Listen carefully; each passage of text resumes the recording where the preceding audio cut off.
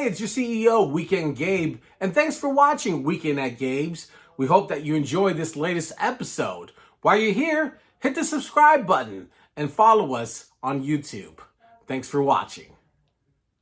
All right. Last week we lost one of the biggest names in Hollywood.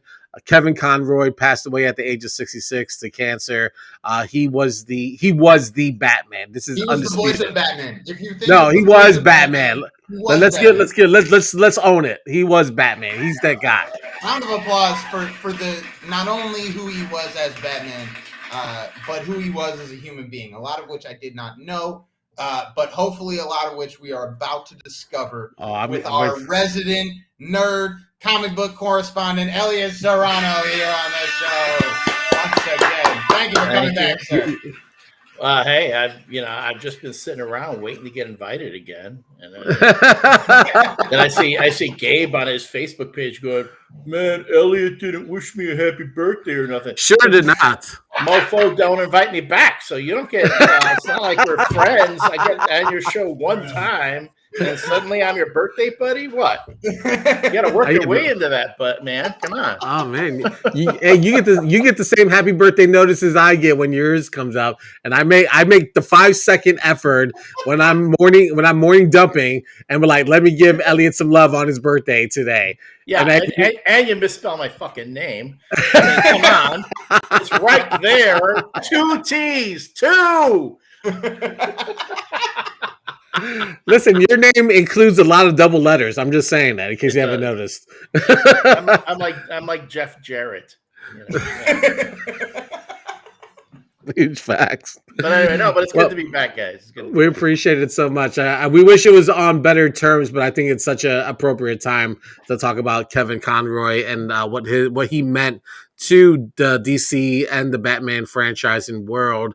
We're chatting a little bit offline, about some of your own experiences because you do a lot of Comic-Con panels. You're around that world. You're built into it, and you have a Kevin Conroy story of your own.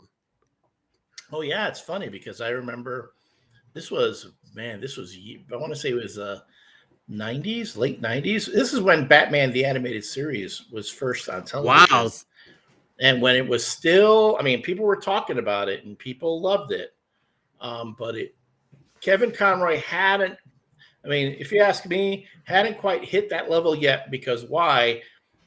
He's sitting at a table at Wizard World Chicago, and I'm able to walk right up to him and say hello and have him sign my Batman the Animated Series comic book. And he even said to me, he goes, "I didn't work on the book." I go, "I know, but you're the voice of Batman. To me, you're Batman." So he signs it for me. And Paul Dini, who was also there, like blows me off. He goes, "Oh man, I got to go to the bathroom." And he took off, and then he never came back. So sure. So Kevin Conroy, stand up dude. Paul Dini ditches me. But then it would happen later that day because I was hanging out with Devin Grayson. Devin Grayson, who was a writer for DC at the time. She worked on a lot of the Batman books. And we're hanging out and we're talking. And at one point we're at the hotel, in the hotel restaurant. I want to say we're at the Hyatt. And who happens to be there but Kevin Conroy sitting by himself, like just going to hang out. And Devin goes, "Oh, I'm going to go ask him to have lunch with us." And she goes over, "Would you mind?" And he goes, "Yeah, sure." And he comes and he sits down. And next thing you know, it's myself, Devin, my ex at the time, Phil Jimenez, artist from DC Comics, Eddie Berganza, who was also an editor for DC Comics at the time, and Kevin Conroy. And we're just sitting there, and he's talking and everything, and orders come around. Dude orders like a Caesar salad because he had to watch what he was eating because whatever you eat affects your vocal cords. So he orders a Caesar salad. We're talking, and we're all just chatting back and forth. My ex at one point just looks at me and goes, "I just want to close my eyes and listen to him talk," because he had that. That's been me for like the last since I got the news. I'm like, what can I play right now? I just need to hear it. I just need to hear it one more time.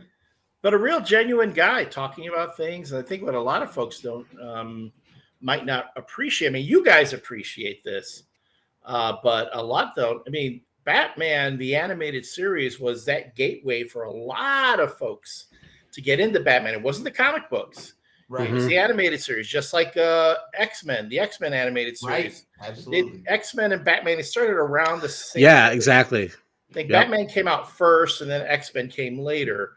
But you had, like, again, my friend Devin, she said she fell in love with Batman because she watched those early episodes of the animated series, then decides she wants to write for DC Comics. Next thing you know, boom, she's writing Batman for DC Comics. Wow.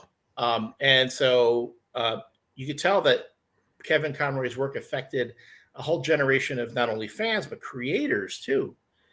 And it's like, I can't think of another voice in animation that had as significant an impact on pop culture. I'd say after that, Peter Cullen, Prime, Optimus Prime in the Transformers. Mark Hamill maybe gets a shout, but I don't know that that's wholly different. It's just the other side of the same coin, essentially. Yeah. Well, I see, but Mark Hamill, yes, Mark Hamill does a lot of people know him for voiceover work now, but I mean, to me, Mark Hamill will always be Luke Skywalker, right? Mark Hamill will always be Star Wars. So, yes, he's an incredibly talented voice actor, but that's not what people know him for. Whereas, again, Peter Cullen, Kevin Conroy, they were voice actors. And then the one time you get to see Kevin Conroy as Batman would be in that Crisis on Infinite Earth special on the WB, where he comes out as Bruce Wayne, as the Kingdom Come Bruce Wayne, messed up Bruce Wayne, whose back is broken and needs like an exoskeleton to walk, which I thought was perfect, because that's the Bruce Wayne he was channeling just then. Right. So as you said, Gabe, he was Batman. He was Batman for an entire generation. Yeah, for sure. And I what stuck out to me as, because obviously he was Batman for me and for so many other people. But then beyond that, to find out what an incredible human being he was outside of that. I mean, if I'm sitting in a bar by myself and somebody's like, "Hey, you want to come have lunch with 3 randos?" I'm like, "No, I'm not doing that." But wait a minute. So, but if they offer to pay for your lunch, still might not do it. I'm doing it. I signed up for that. Depends on the restaurant. Let's say that. But I mean, beyond that, stories came out after he passed. Feeding people at the food pantry after 9/11, and doing voices for them. I had no idea that he was homosexual this whole time. I think his representation speaks for itself. But everybody he touched seemed so impacted by this. And there were so many people mourning not only the loss of Batman, but the loss of this incredible human being. And which I just thought was so powerful. And then on the other side of the coin, there are these people who have no idea that he is the voice of the Batman that they've known and loved. So I'm like, R.I.P. Kevin Conroy, and I just get a bunch of crickets in the group chat. They're like, who is that? I'm like, don't give me who is that. I'll throw a brick at you. But not just in the animated series, man. He did all those video games afterwards. And Batman Forever, which was a huge part of my childhood with the recast. He played old Bruce Wayne, and the games as well, which I've been replaying this week. Which is just fantastic. Like the breadth of work. And I think I don't know. I just think it's really, really incredible to see somebody not have such an impact professionally, but then also on a personal level, just so many people are missing Kevin Conroy, the human being. It's like, I want to lead a life where my actions, not just the stuff I create, but my actions echo throughout, so that people will remember me for the good and not, for the shitty stuff I might have done in my life. Because trust me, I've done plenty of shitty stuff. I'm hoping that at some point the good I can do outweighs the bad. I mean, okay, like this. Think about this. We're going to be talking about Kevin Conroy for a long time because of all the great things he did in the world, both as Batman, whatever. Who talks about Rush Limbaugh anymore? Right. Who cares? You're dead right. The guy, and he is dead wrong. He's dead. And I'm sorry. I hate that. They say never speak ill of the dead. Dude, the world's better off not having him in it. Absolutely. Huge facts. The guy brought nothing but crap and dissension and shit on his fellow man. And very few tears were cried by anyone outside of his immediate family when that man passed on. Whereas you have someone like Kevin Conroy, who outside of, the geeks and nerds who appreciated him, like you said, those people who he reached out to and he helped, who he did things out of the goodness of his heart, not because he wanted to get fame and fortune out of it, because the guy didn't go around crowing about it. It wasn't like the guy went out, oh, look at me, look at all this great stuff I did. 7 out of 10 people probably wouldn't know who he was if they passed him on the street, Exactly. So that's the kind of life that I think we should all aspire to live. But again, the dude was Batman. So I give him credit that he not only did he embody the character in his art, but also in his life. And that he took that legacy very seriously, because you have other folks like, Christopher Reeve, right? Right. The whole time he took the legacy of Superman very seriously, in not only in his art, but in his activism, in the way he wanted to be, live his life. Chris Evans, everyone thinks of him as Captain America now, right? The dude's a dude's an activist, politically aware, socially aware. He doesn't take that lightly. He doesn't just say, oh, this is just a job and a character I played. He knows that a lot of people look to him in a certain way for inspiration, if anything. Right. So Kevin Conroy was one of those great people in that long line that follow that. Unlike your freaking Dean Cain, who craps all over the Superman legacy every time he gets a chance. So yeah. Yeah.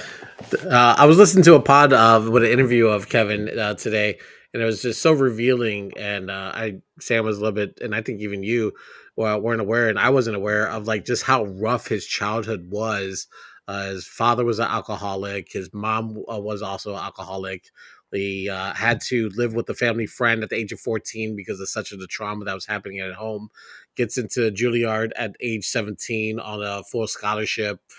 Rooms with Robin Williams, almost becomes a roommate with Christopher Reeve at one point in the 70s, and sort of just builds his reputation as a theater actor. And then sort of a slight chance in 1991, his name is thrown around as a potential voice or candidate, or someone to interview and talk to about the animation series, and he happens to be in LA where the casting is taking place, and he gets the job. It's like the universe in such a odd way sort of worked in his favor, so where he had this very traumatic childhood ends up channeling that in a show of a child or Batman, Bruce Wayne, who also has this very traumatic experience with his parents as well, although not similar, but still trauma's trauma. And I just find the fascination or just how fascinating that is, that he ended up landing in that position on chance. Some people call it chance. Some will say it's the universe, working the way it should be. I mean, I don't know. Would that character, would the people relate to Batman? Would it have worked without him doing that voice? Like there are a lot of folks out there, when you look at the roles that they've gotten, and then later on you see, oh, so-and-so was up for that role, so-and-so was up for that role. You're like, oh no, that would not have worked, Right. Yeah. I'm sorry, Tom Selleck as Indiana Jones. No, sorry. Great guy, talented, but it doesn't work as well.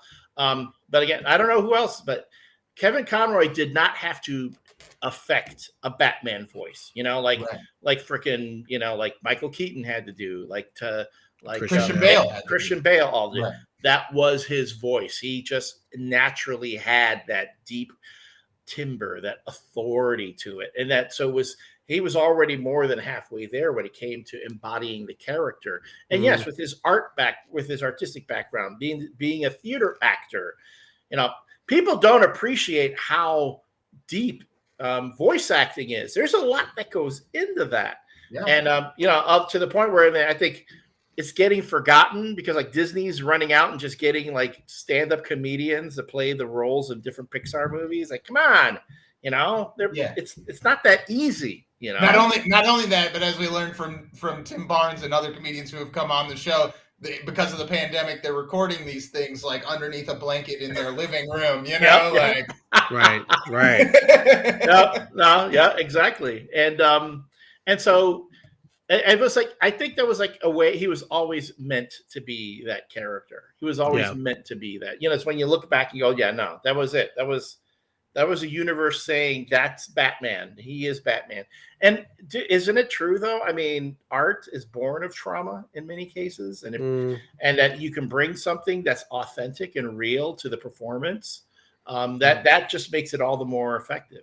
So actually, that brings me to my next thing, which is when I heard the news, it was from friend of the show Abraham Reisman, who did the biography of Stan Lee, and is now coming out with the biography or the profile of Vince McMahon that is going to blow everybody's socks off.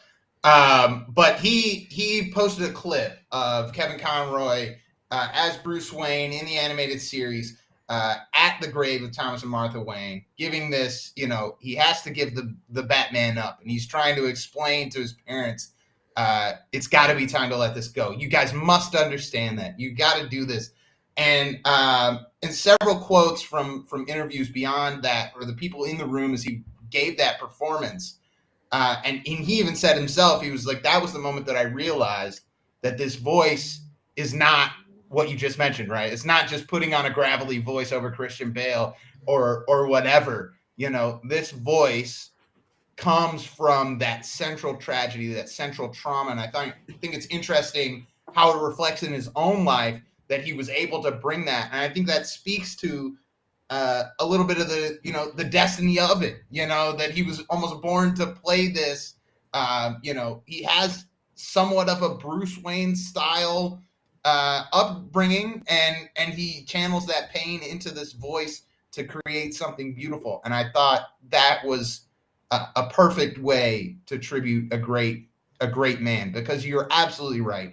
Voice acting is not just set up a mic, let's go. It's, you got to order the Caesar salad, Right, man. Now that scene you mentioned, that's from Mask of the Phantasm, and he's at his parents' grave. I remember that scene you mentioned. Oh man, I remember that. The most heartbreaking line of the whole scene. He goes, "I didn't expect to be happy." It's like, oh shit. It's like, that one point, because you're seeing, it's essentially a flashback into Bruce Wayne's past, when there's a point where Batman might not be, right? And his own head, and in his own head, Bruce Wayne has decided he will never know happiness. So this is what he needs to do. But you see, there's that brief glimmer where he goes, I never expected to be happy.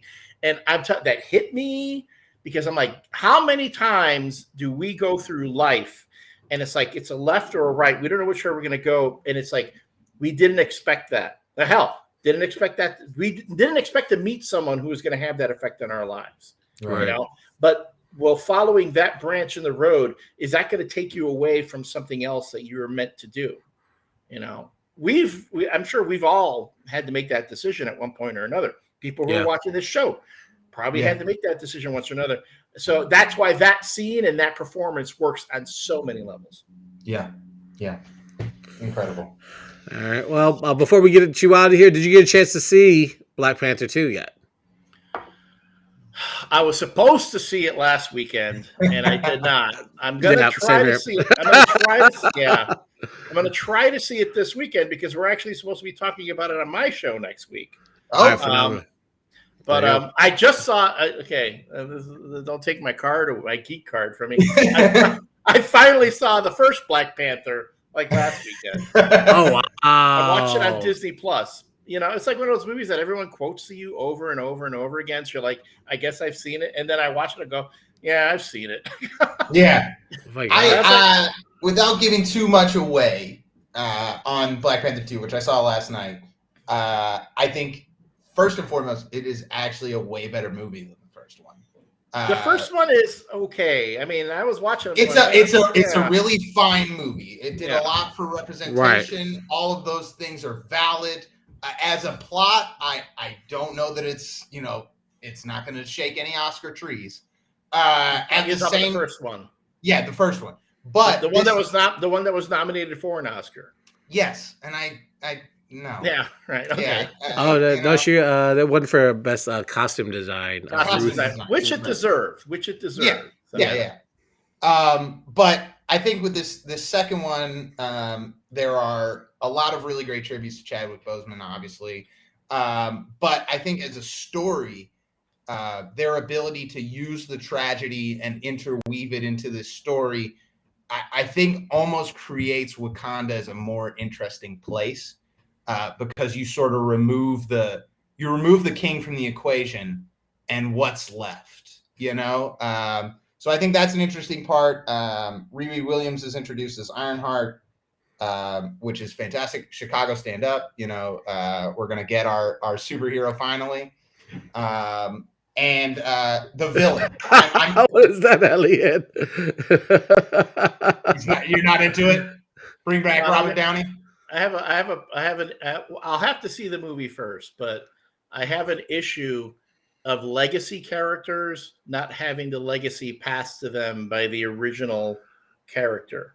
Got it. Okay, so like that, I don't want to derail this real quick, but let's think real quick. Back to Batman. When Jason Todd took over as Robin, fans hated him.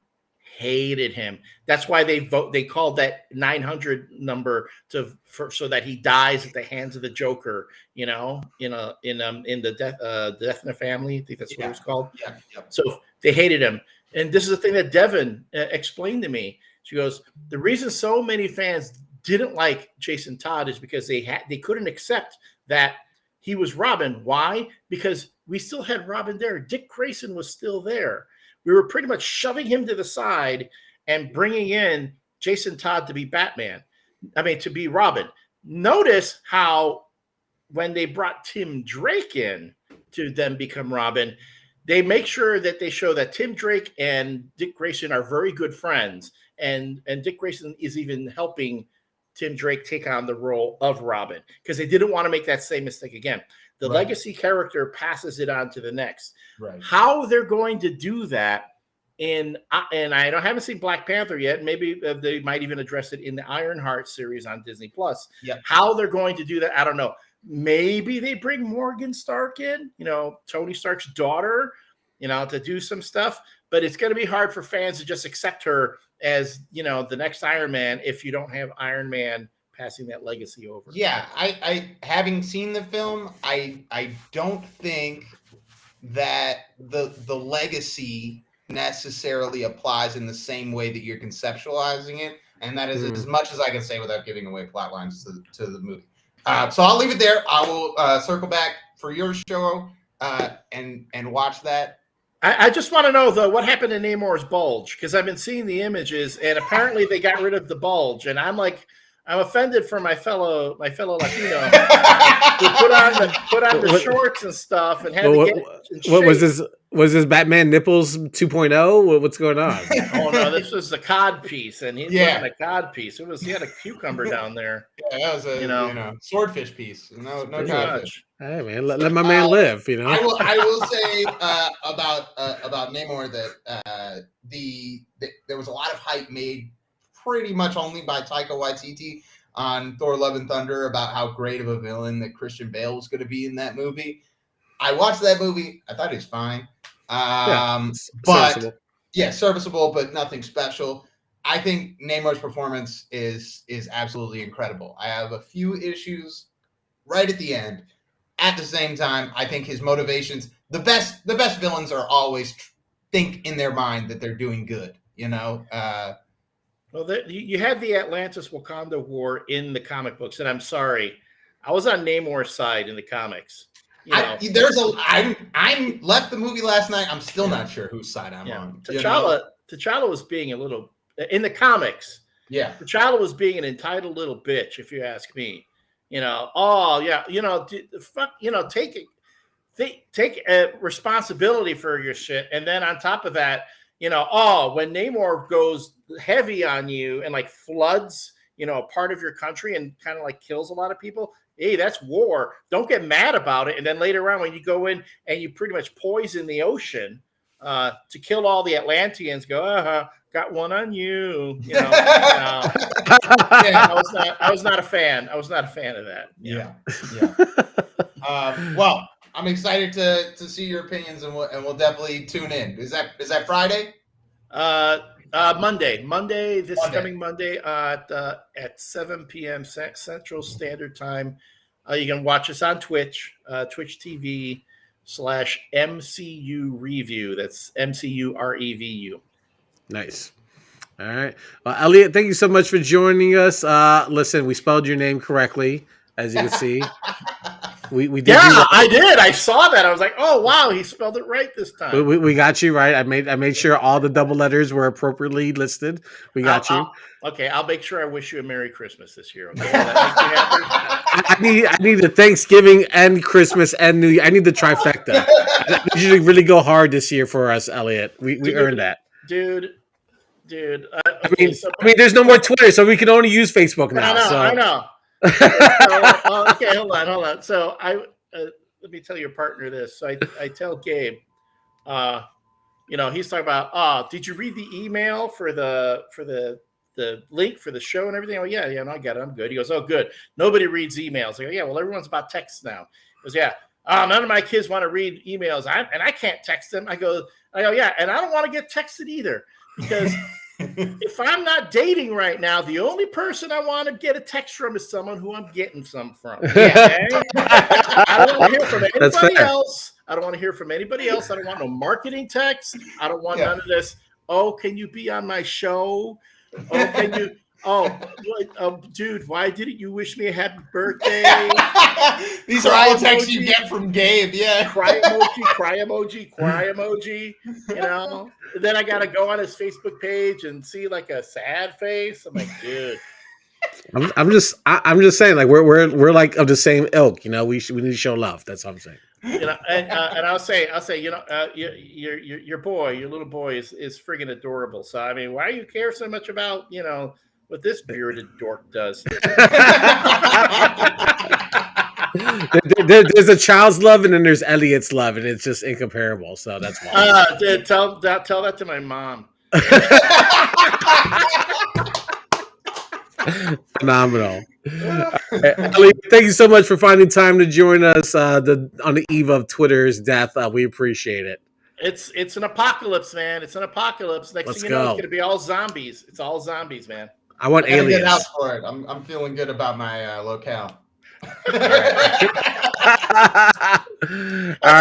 You can't have a guy on the spectrum with no social skills running a social media company. It doesn't work. It doesn't work. Who could have ever imagined this would happen? Everyone. Narrator. Yes, narrator. Everyone imagined. All right, Elliott, we got to get to news. We'll talk to you soon. Thank you so much. Take it easy, guys. All right, Elliott Serrano on Weekend at Gabe's Weekend at News. I think this is his third appearance on the show. I could be wrong. Third appearance on the show. I think we're 2 out of 3 on spelling his name correctly. Maybe this is the first time. Maybe it's the email I gaffed on. I don't know. Maybe this is the first time. Nonetheless, an incredible human being. Please go check out his show on Monday night where he'll review Black Panther 2. He has great opinions on all of this stuff, and that's why we continue to bring him back and thank him very, very much for sharing some cathartic emotions with me about Kevin Conroy, because there has been nobody to talk to about this. Not even Weekend Gabe. He was like, oh man, sorry you're feeling bad. But yeah, no, I didn't have that emotional connection that you had. I mean, I did watch the show as a kid, but it wasn't one of those things. It didn't have like the staying power for you that it did for me, right, that it did for you.